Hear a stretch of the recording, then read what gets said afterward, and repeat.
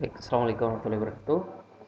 Ini adalah sesi kedua di load flow analyze, di mana kita akan mengisi parameter dari load flow dari sistem uh, di etap. Jadi SLD, sistem single line diagram di etap. Nah, di sini sudah ada data rating yang harus kita masukkan pada setiap parameter di komponen-komponen pada di etap ini. Nah, perlu Anda ketahui di sini ada yang pertama ada generator yang harus kita isi. Generator yang wajib diisi pada generator adalah generatornya tipenya mau voltage control, swing atau apa, terus tegangan, terus daya dari generator itu desainnya. Jadi pada generator ini meskipun nanti dayanya kita terisi generator ini sebesar 10 megawatt, tapi dia dioperasikan tidak boleh maksimum sampai 10 megawatt. Caranya adalah generator kita setting di sini operation modenya dia mau swing atau voltage control. Nah, pada sistem SLD single line diagram ini yang dibikin swing adalah PLN, power dari PLN atau power MVIC-nya di sini, power dari grid microgridnya yang nanti diswingkan, sedangkan generatornya nanti kita setting voltage control. Tegangannya di rating kita masukkan megawattnya, kita setting 10 megawatt, tegangannya kita setting 13,5, terus efisiensi power faktornya 85%, efisiensinya 95, efisiensi 95. Terus jangan lupa kiman dan kimixnya, kimaxnya 4 megawatt. Terus kiminnya kita setting sebesar 2 megawatt, dimana desain dari generatornya kita desain tidak boleh lebih atau pas 10 megawatt, kita setting 6 megawatt atau di bawah dari parameter daya dari generator itu sendiri. Hal ini supaya generator tidak over exciting. Terus dari sini kita jangan lupa kalau karena tujuan kita nanti ke proteksi, impedansinya harus kita setting. Kalau kita tidak punya parameter dari generator tersebut, langsung gunakan typical data. Kalau Anda memiliki data impedansi, entah itu subtransient, transient pada atau steady state, langsung diisikan saja di sini. Biasanya parameter ini ada pada generator itu sendiri. Kalau tidak ada, langsung letakkan typical saja, maka akan muncul secara otomatis. Kalau sudah, ini generator oke, tidak ada lagi yang harus diisi dari generator. Oke, ini biarkan saja di solid grounded, bintang solid grounded. Nah, parameter yang kedua yang harus kita isi adalah grid. Nah, di grid ini Anda langsung pasangkan saja, klik 2 kali di gridnya. Di grid, jadi pada suatu sistem single line diagram atau SLD, minimal harus ada satu source atau generator yang swing. Biasanya fungsinya adalah supaya mengatur atau mengikuti besaran daya yang disuplaikan, mengikuti dari besaran dari beban. Jadi kalau apabila bebannya berubah-ubah, maka swing ini daya yang disuplaikan akan juga berubah.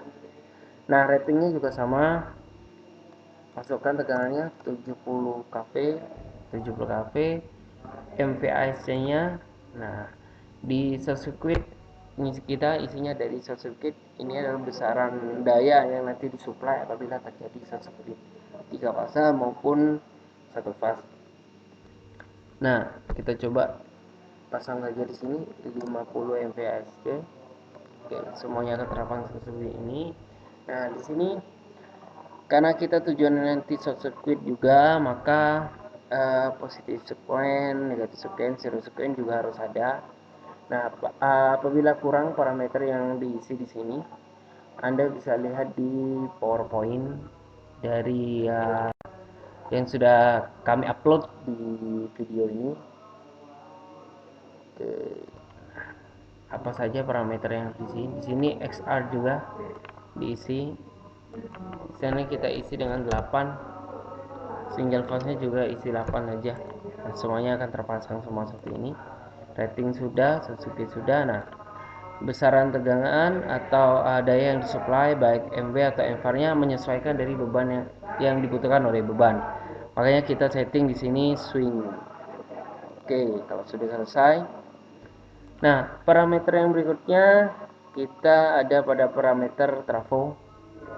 Di parameter trafo T1A yang perlu diisi pada parameter trafo ini lumayan banyak karena kita desain sesuai dengan datasheet yang ada pada trafo. Nah, pada trafo T1A yang perlu kita isi adalah rating tegangan. Primer akan mengikuti dari sumbernya. Karena T1A berada letaknya di bawah dari grid yang tadi gridnya 70 kV, maka di sini tegangan otomatis 70 kV. Dan sekundernya kita setting besarnya adalah 20 kV. Oke. Setelah 20 kV power dari trafo tersebut, jadi kapasitas trafo ini berapa? T1A kita pasang 18 MVA, 18 MVA. Oke, 18 MVA. Terus tipe liquid fill-nya tipenya kita menggunakan liquid fill. Subtipenya mineral oil. Nah, kelasnya kita OAFA. Terus temperatur size-nya 5565. Nah, jangan lupa kita sesuaikan supaya sama. Di sini gunakan user define, kita sesuaikan 18 semua, 18, rate-nya juga 18. Oke, kalau sudah impedance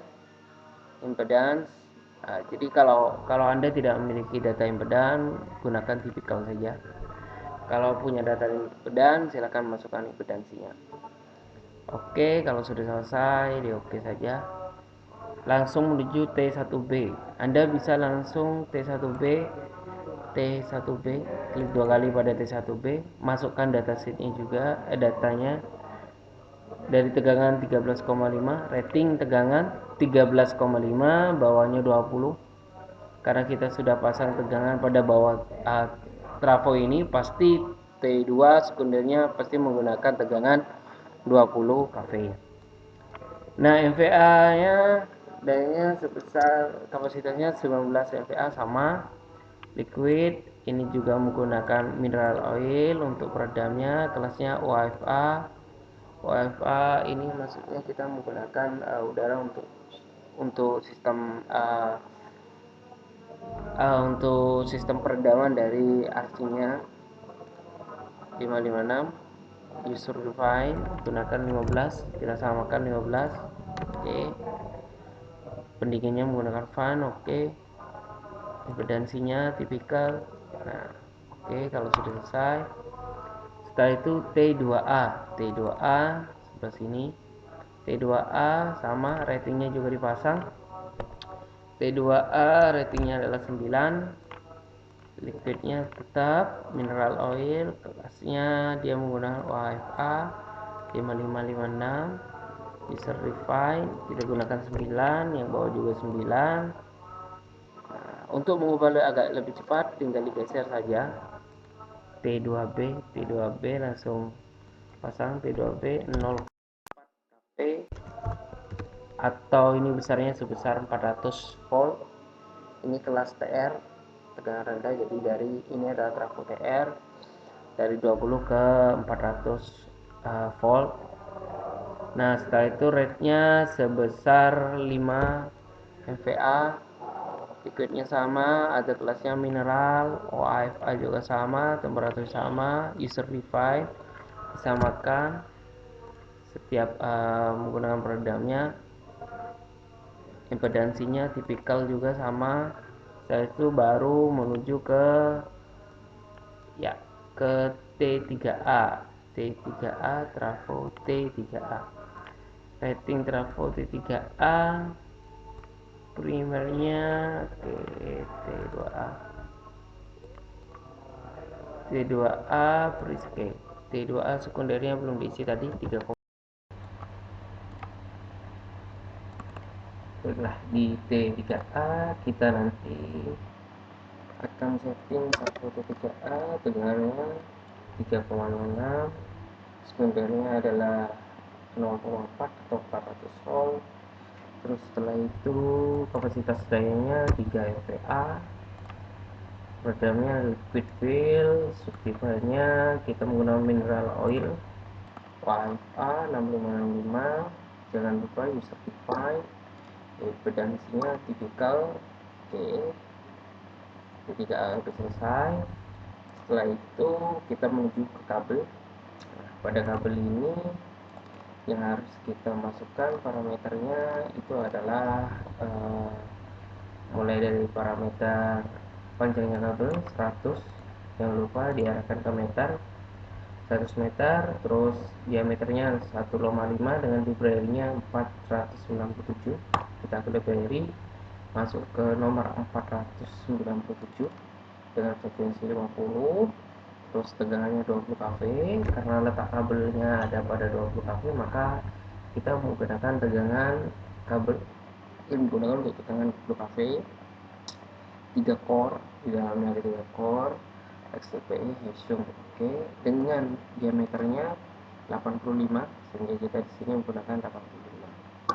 Oke, parameternya akan muncul. Jangan lupa cek impedansinya. Impedansinya 1 ohm per kilometer, jadi per 1 kilometernya adalah 1 ohm. Sehingga kalau kita hanya memasang sekitar 100 meter, maka itu sama seperti 1 per 100 per 1000 meter atau 1 meter per 1 ohm ya. Nah, dari parameter ini maka kita langsung ke kabel 2, kabel 1B atau kabel 2. Ini kabel 1B, ini kabel 1A. Nah, di kabel 1B ini hampir sama, cuma panjangnya 500 meter, terus library-nya menggunakan 497 juga, tapi dengan diameternya 7 mm persegi. Nah, akan 70 mm persegi. Oke, selesai. Hanya itu parameter kabel. Setelah itu kita menuju ke static load. Nah, ada dua perbedaan load, ada dua beda load yang ada di sini. Yang pertama adalah static load, yang kedua adalah hum load. Nah, static load ini biasanya hanya pada beban-beban statis seperti lampu, beban-beban yang tidak menggunakan kumparan gitu ya. Itu masuk pada static load. Nah, di static load, sedangkan pada hum load ada persentase di dalamnya, ada static load dan ada motor load. Jadi kalau di dalam untuk hum load ini untuk menyingkat apabila di dalamnya ada beberapa beban, dan supaya di single diagram hanya ada dalam bentuk satu load, maka kita namakan dengan hum load. Dan di dalam beban tersebut ada beban motor dan beban statis, maka kita kelompokkan menjadi namanya hum load. Oke, di static load sendiri nanti yang kita isi pertama adalah daya kVA pada static loadnya 500 kVA misalkan, terus power faktornya adalah 95, terus star no ground. Nah, jadi kalau di static loadnya no ground, maka Anda bisa berubah ke star no ground. Nah, seperti ini. Sudah, itu aja.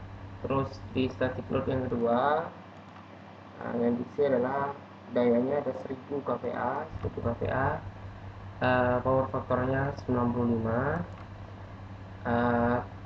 tegangan pada static load akan terisi otomatis karena kita sudah mengisi tegangan pada sisi trafo sebelumnya.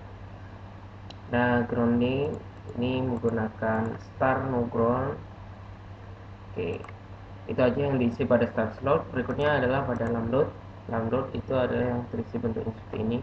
Hum load 1A, maka di hum load 1A ini yang harus kita isi adalah yang pertama sama daya hum loadnya 5 mVA, terus habis itu power faktornya 85, dan persentase load motor dan load statik adalah 50%, 50%.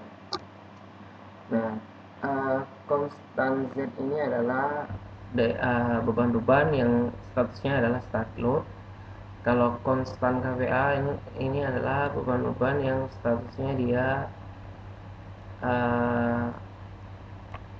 seperti motor atau bentuk-bentuk kumparan. Nah, jadi kita gunakan 50% motor dan 50% static load di dalamnya. Dan jangan lupa di dalam load juga harus juga diisi connection pada, misalkan di situ ada solid grounded, maka dipasang di sini connectionnya adalah star solid grounded. Nah, jadi tipenya groundingnya ini akan berpengaruh apabila terjadi hubung sikat line to ground atau fase to ground. Nah, oke, yang kedua adalah lambrot B. Di lambrot B ini maka kita akan mana namanya nameplate-nya dayanya sebesar 2 MVA, terus power faktornya 85, terus persentase load tipenya 50-50. Oke, sudah terpasang. Setelah itu tipe groundingnya menggunakan Y solid ground, sudah terisi. Nah, berikutnya adalah induction motor atau motor induksi. Motor 1B, oke, kita cari dulu motor 1B. Kita perbesar saja ini. Motor 1B, kita kecilin. Nah, ini dia motor 1B. Dua kali saja. Di motor 1B yang harus kita isi adalah daya motor dalam bentuk KW ya. Jadi ini bisa dirubah ke HP, bisa dirubah ke KW. Nah, KW 800 kW kilowatt, tegangan 0,4, sudah selesai. Power factor dalam operasional motor, pembebanan motor 100% yaitu 90, efisiensinya 92. Jadi ini maksudnya ada 0%. Jadi berapa sih power factor ketika motor itu dibebani 0%, 50%, 75%, dan 100%? Ini juga dipasang. Nah, ketika kita gunakan load flow analyze, maka semua jenis pembebanan semuanya 100% atau 100%. Nah, di sini ada request bahwa power faktornya kalau dia pembebanan 100%, power faktornya 90 dan efisiensinya 92. Full motornya 4. Nah, jadi kutub motornya 4 sehingga RPM-nya mesti 1500. Kalau kutub motornya kita rubah 2, maka RPM-nya jadi 3000. Oke, kita sesuaikan saja dengan beban yang ada. Oke, kita rubah lagi karena ini versi preset. Kalau sudah fullnya dirubah di 92. Oke, SF-nya 1, terus motor 1A. Nah, bisa langsung di sini aja motor 1A. Jadi tidak perlu ngeklik motor yang ada di sana. Kalau namanya sudah kita ganti sebelumnya, kita tinggal sesuaikan dengan datasheetnya. Motor 1A dengan pembebanannya 1800 kW, terus tegangannya 3,6, oke. Power faktornya ketika 100% 90 ya. Jadi kalau kita ubah maka KPI-nya akan juga ikut berubah 90. Terus efisiensinya 92, voltnya 4, RPM-nya 500, SF-nya 1. Oke, pedasinya masih otomatis sudah. Kalau sudah selesai, di sini ada sebenarnya ada grounding sih. Jadi kalau motor yang solid grounded atau permintaannya adalah solid grounded, maka kita ganti dengan solid grounded. Nah, tidak ada keterangan, jadi kita biarkan saja defaultnya.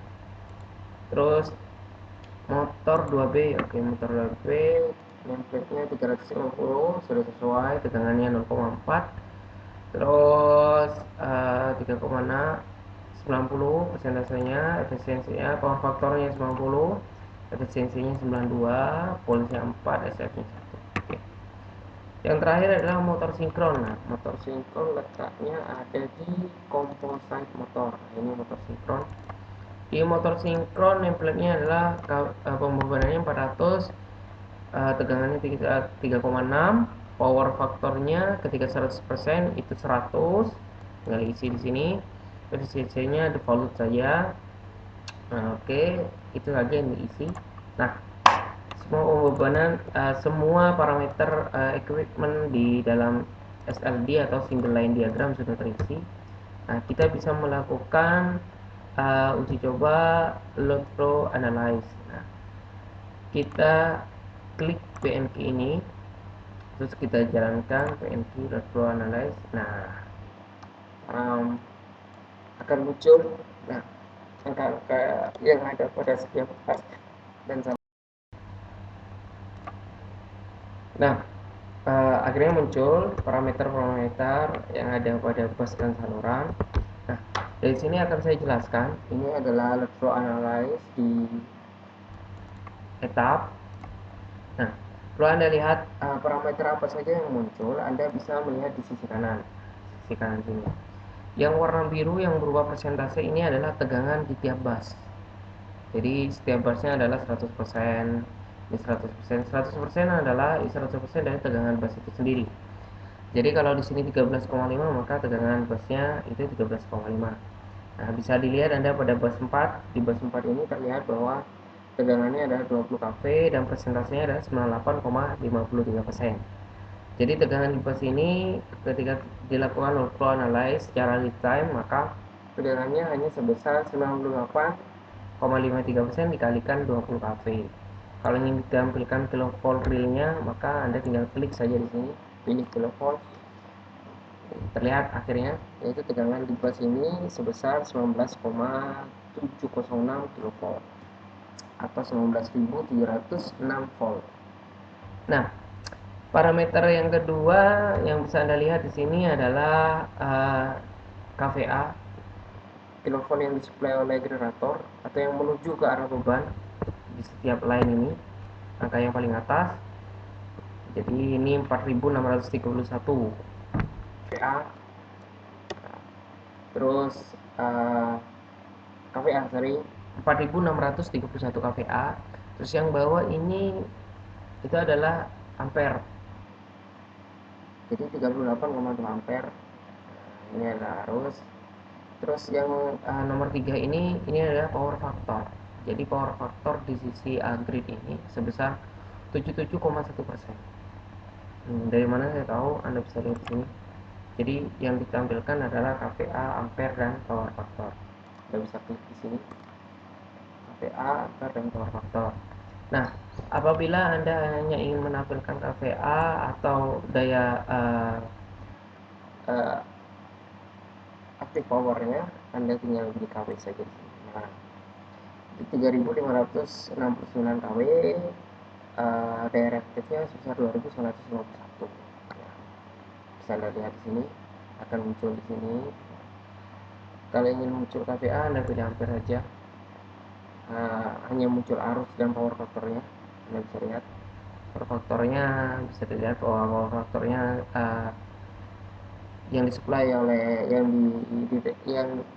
power factor yang ada pada sistem ini di sisi grid adalah 77,1%.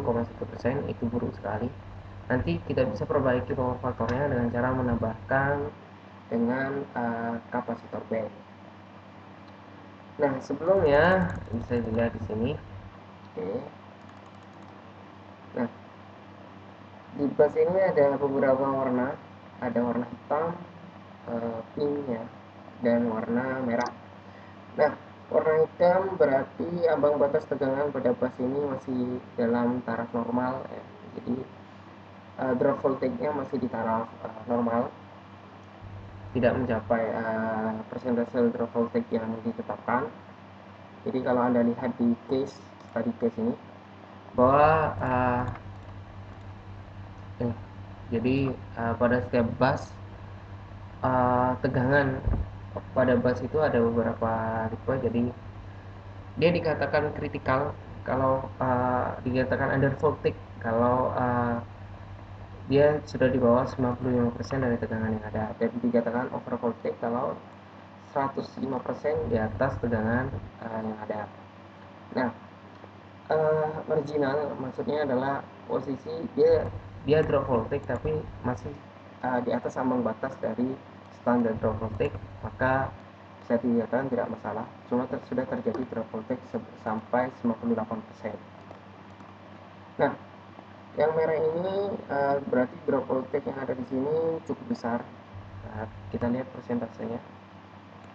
Nah, di bawah 95%, yaitu 94,24, artinya ini kritikal sekali. Jadi kalau tegangan yang kita setting dari 400 volt, maka tegangan yang ada di sini sebesar 377 volt.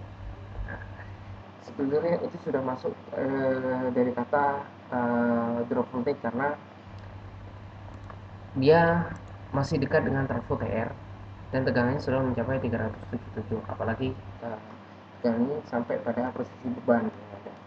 Nah, tegangan-tegangan ini bisa kita perbaiki dengan cara melakukan perbaikan tegangan yang melakukan tapping trafo. Nah, saya ada beberapa trafo yang bisa kita tapping untuk perbaiki drop voltage yang ada di sini. Nah, contohnya tapping trafo adalah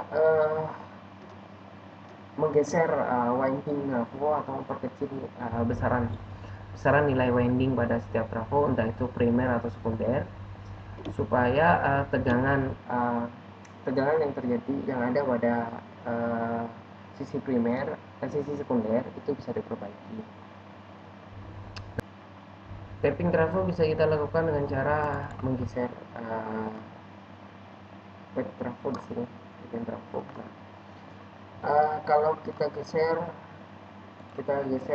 sampai ini persentase ya, kita geser katakanlah 2% misalnya 2%, maka tegangan harusnya naik di atas sampai 102% secara calculation.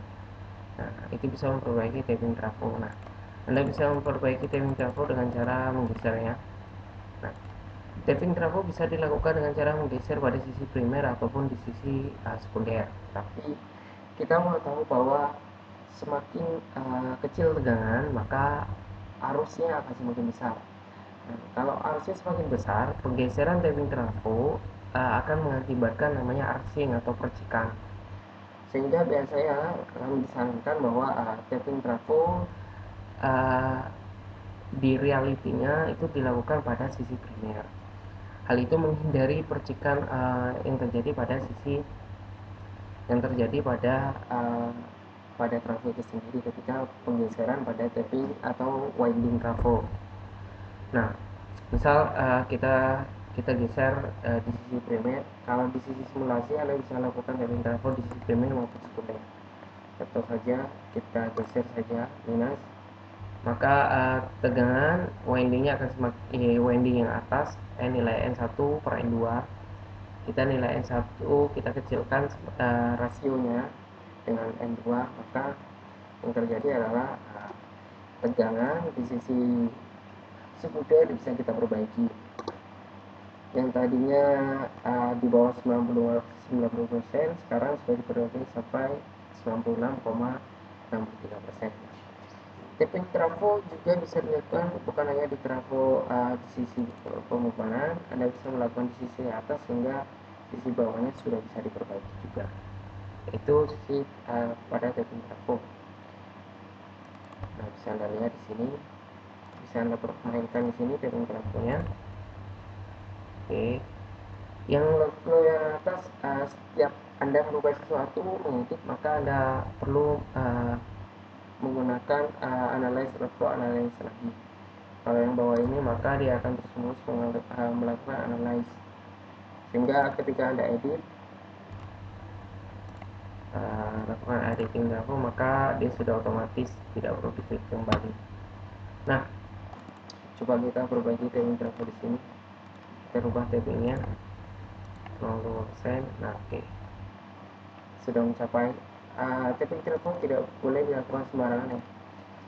Semakin besar tapping trafo kita lakukan, maka yang terjadi adalah dia bisa mencapai akhirnya over voltage ya, dan tidak bagus juga untuk pembebanan. Nah, oke, kita coba 25%. Oke, bisa Anda lihat sudah mencapai 97 tapping trafo di sini. Kalau misalkan ini tidak di tapping trafo juga, maka oke, sudah print. Ini critical ya, jadi tidak masalah. Kalau semuanya ingin diperbaiki, Anda bisa tapping aja tapping trafo sisi. Oke, ini sudah baik. Tapping dengan sini. Oke, sekarang akhirnya bebannya sudah di atas dari level tegangan yang kritikal, yaitu 95%. 95%, ini bahkan mencapai 105% ya. Jadi tegangannya akhirnya kita lihat ya, tegangannya 3,618, yang ini mencapai 0,397. Oke. Perbaikan tegangan bisa dilakukan dengan tapping trafo. Impact dari tapping trafo juga berpengaruh terhadap power factor juga. Perbaikan tegangan juga berpengaruh terhadap power factor juga. Anda bisa lihat tadi ketika 77% dan akhirnya sekarang menjadi 79,5%. Cuma efektivitas dari tapping trafo paling besar berpengaruh terhadap perbaikan tegangan, tapi tidak berpengaruh besar terhadap power factor. Nah, power factor bisa diperbaiki